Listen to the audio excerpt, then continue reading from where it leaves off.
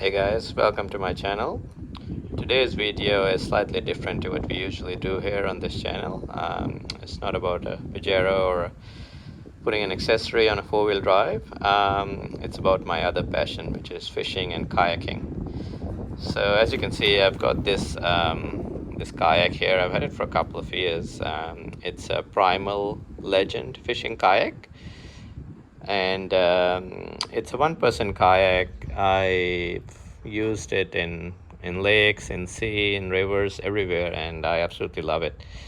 It's stable, sturdy, hasn't had any issues so far, and it's well balanced, and it's not bad on the pocket either. It's much cheaper than some of the higher end kayaks like Hobie and other brands with pedals and stuff. It's with foot pedals, as in it's got its own sort of pedal down there that you can use.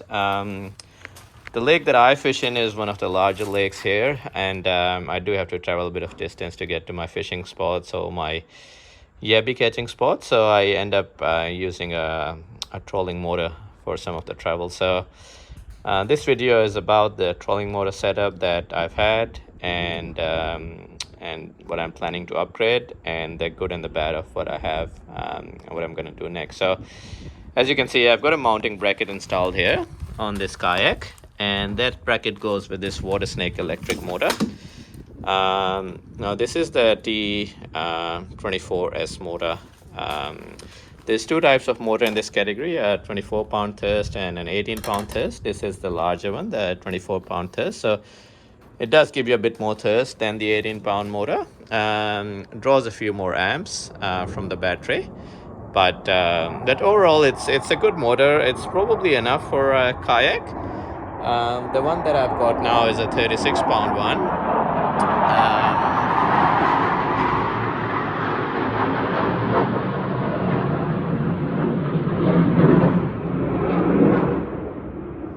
Sorry, that was just an F-18 flying overhead. We live quite close to an airbase here, and during daytime sometimes we get these planes flying over. So but yeah, coming back to the kayak and the bracket, the motor is absolutely fine. There's nothing wrong with it. It's Watersnake's a good brand. It's cheaper than Minn Kota, and I've had it again for a couple of years and hasn't given me much trouble at all. The issue mainly is in this bracket that Watersnake's designed and sold with this particular motor. They used to have transom mounts with this one, but for some reason they decided to promote and use this particular mount, which is it has been a challenge. The trouble with this particular mount is it's just got too many moving parts. So I mean, you can mount it securely on your kayak whichever way you like, but it just moves, especially when you put the motor on the higher thrust. This particular part, the base, this moves. These ones, the motor can rotate in it even if you tighten it. Part of the problem has been that I'm not sure if you can see it, the lug nuts that the nuts that they've given with these bolts, Watersnake has, they just don't fit the hole, so you can't really lock it in. Hang on. So as you can see, this particular nut, even if it goes in here, it's just too loose for this hole. So there's no way you can tighten it on the other end and expect for this to be tight. I sort of bypassed it a bit. What I did is instead of putting it inside here, I put a washer here, and then I put the nut here. So what that allowed me to do is I could tighten it further, but yeah, it still didn't fix my problem. So it helped, but if you've been sort of going for a while on higher thrust, this part of the assembly, it just sort of moves like this, and then of course then the motor moves, the propeller moves, and instead of this thing being down and parallel to your kayak all the time, it sort of goes like this or this, sometimes even hitting your kayak. So I've had to replace one propeller already, but even this one's got a little sort of dent in it, as you can see. So I'm moving from this setup. What I've got now is probably the next level up, actually. So this is the Watersnake Venom, which does come with a transom mount. It comes with different sort of thrust levels. So starts, I think, at the 34, then goes up to 44, and then I think 54. Might be a couple of levels in between. And then you can choose the shaft length. So the second number next to the hyphen is 26. So 26 inches the shaft length. You can go further. This is the shortest shaft length. But the reason I went with this particular shaft length is just because I'm on a kayak. So I don't want to be too long. See where it's probably gonna sit here. It's probably ideal depth in the water for the motor. But if the shaft is too long, it's just gonna be awkward for you to steer it, or you're gonna have to put the propeller too deep in the water. In that case, you're gonna lose some of your steering ability and maybe some of the thrust too. Or you could have the propeller at the 6 to 12 inches mark, but your head unit, the control section is going to be too high. So this is where you got to sit. So you really want the steering to be sort of around here, so you can comfortably steer it. You don't want it sort of up here at your chin level. So that's why I went with the 26-inch shaft. And the reason I chose the 34-pound thrust is just because I don't think it's going to make much of a difference speed-wise in going up in the thrust power on a kayak when you're not on a plane, and so your speed is somewhat limited, really. Higher thrust in a kayak with a trolling motor doesn't necessarily mean you're going to go faster. So I just didn't want to use a motor that's gonna draw more current from my battery, and probably not gonna make much difference in my speed. So I went with this one. It's probably a little bit cheaper anyway, but there's not a huge deal of price difference in these motors. So the first thing I've got to do, and this is the mounting bracket that I've got. So this is from a brand called Kayak to Fish. You can search them. They've got lots of useful kayak related products on their website. They sell two types of mounting bars. This is the sort of stronger one that they sell for their for the motors, I think, with 50 pounds of thrust or more. This is called the fixed bar. And then they've got another one. They're both exactly the same price. So I just went with this one because I thought this will suit better. So the first thing I've got to do, obviously, is to take out this old bracket. It's attached with the screws here, so I'm just gonna take this off, and then I'm gonna find a way to mount this particular mounting bracket on the kayak. Okay, so I removed the old bracket and we've installed this new mounting bracket for the transom mount. So this is the bracket the way it sits. Just got to try and make sure you have it sitting as straight as possible, or in line with the horizontal axis of a kayak. So when you do put the motor on, it's just exactly perpendicular to the kayak. So try and do your best. Kayaks, obviously, they're a bit sort of curvilinear in shape, so you may have to sort of put some spacers or make some adjustments to make this bracket sit properly. The brackets that come with the actual mount are these. Now, these are designed for kayaks that have a groove in there for this tube to sit. My kayak doesn't have a groove for this tube to sit, so I have to put it on top of the kayak. And so I ordered these particular brackets from the same company, Kayak to Fish. I'll put a link to everything in the end, but yeah, these are the brackets you can use if you don't have a groove, so that otherwise these are just won't work. So you have to have something through which this tube can pass, and then you have to have these two sides that you can screw onto the kayak. So I used M6 by 50 millimeter bolts to put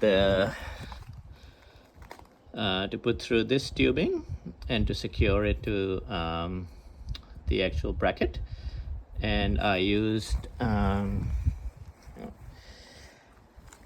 this one. These are 10G, I think 10G by 40 millimeter screws to screw into the kayak itself.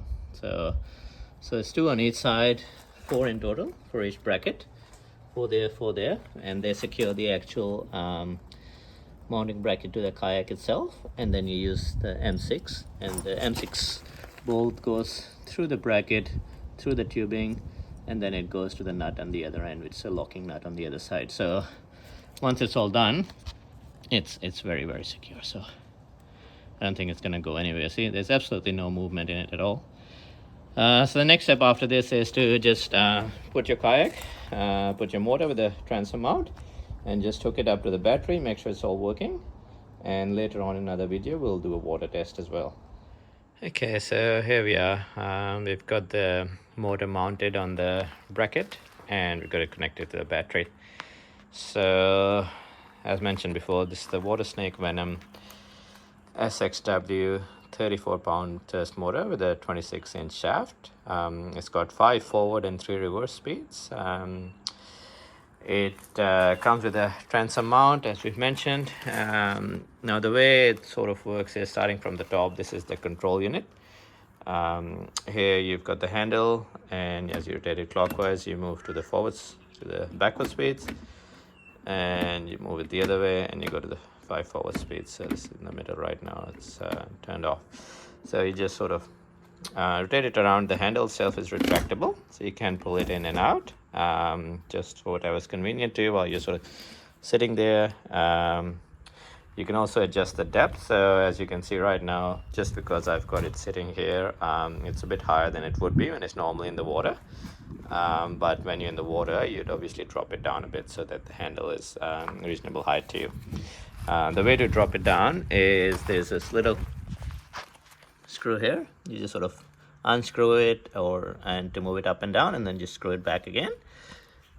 This is something that helps with the steering, and this is a little sort of tilt lever. As you push it down, and then you can move the tilt up and down. So this will be handy when you're coming back to shore or when you're launching, just so you can stow it and take the propeller up and out of the way of the rocks and the weeds and stuff. So the way I've got it set up here is, obviously I've sort of mounted it here on the mount with these 2 screws that you can sort of tighten by hand on this bracket here. And then I've got the power connected to my lithium battery. I've just taken the battery cover off to quickly show you, the battery box cover off to quickly show you how I've set up.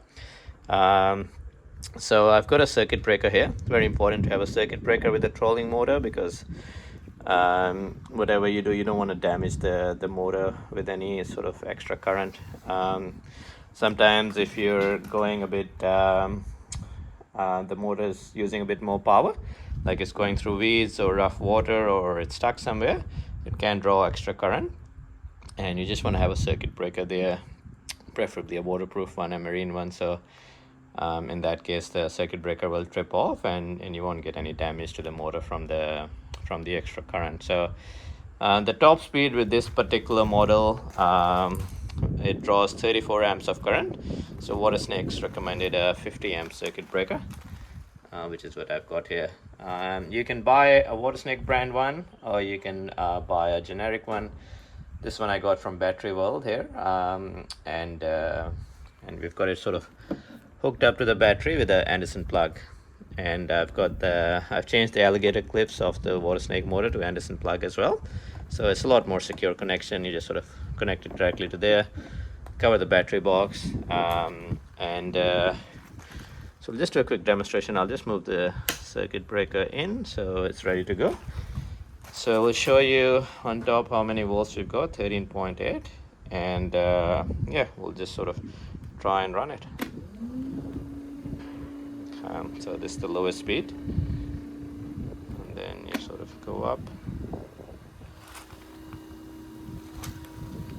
Obviously we are on land right now, so faster speed. Now you go backwards.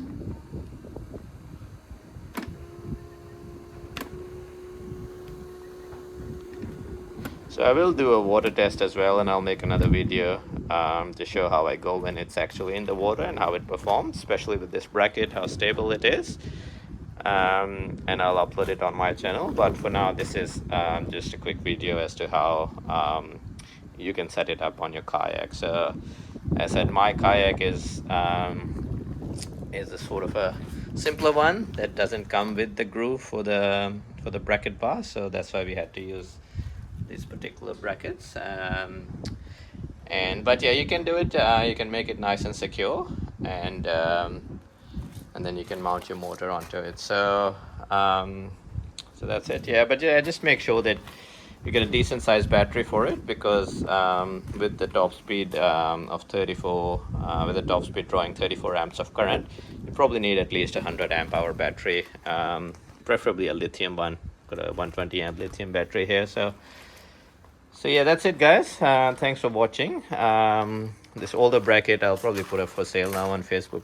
Older motor I'll put up on sale on Facebook Market. But yeah, I said nothing wrong with the motor itself, but it's just the bracket design was just probably something Watersnake needs to look at, and I'd say most likely discontinue that product and move it back to just the one that comes with a transom mount, because yeah, the other bracket is just very unstable.